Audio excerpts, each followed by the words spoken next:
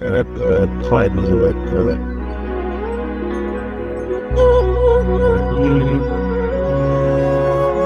श्री साई राम. தஸ் back பகவான் ஸ்ரீ சத்ய சாய் பாபா என்ற இந்த சீரீஸின் மூலமா இந்த வாரம் தர்மத்தை பத்தி பார்க்கலாம். நம்மளுடைய தர்மங்களிலேயே நமக்கு முக்கியமானது என்ன? கடவுளின் சொற்களுக்கு கீழ்ப்படிதல், அதாவது ஒபீடியன்ஸ். இத சுவாமி நமக்கு ஒரு சின்ன கதை மூலம் விளக்குகிறார்.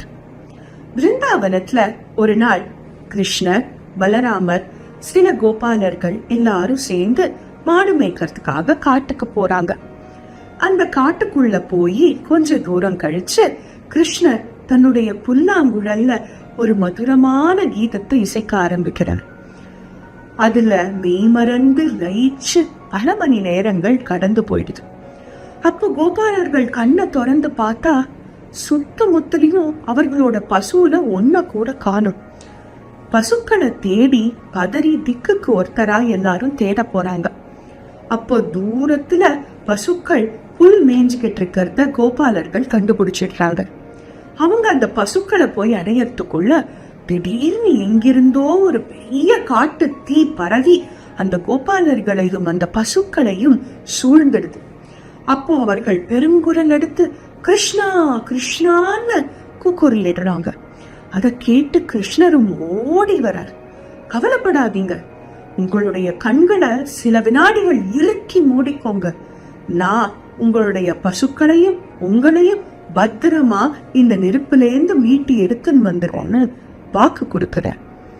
சுற்றிலும் தீ, வெப்பம் தகிக்கிறது. ஆனா இது எதையுமே பத்தி யோசிக்காம கடவுளின் வார்த்தைக்கு கீழ்ப்படிந்து கோபாலர்களும் தங்களுடைய கண்களை இறுக்கி மூடிக்கிறாங்க. பரம்பொருளான கிருஷ்ணர் சில வினாடிகளிலேயே அவர்கள் கூறியது போல அப்பேற்பட்ட பெரிய தீயிலிருந்து அவர்களை ரொம்ப அழகா வெளியில எடுத்துட்டு வந்துடுறாங்க. இது மூலமா சுவாமி நமக்கு சொல்றது என்ன? கடவுளை அடைவதற்கு பல வழிகள் இருக்கு.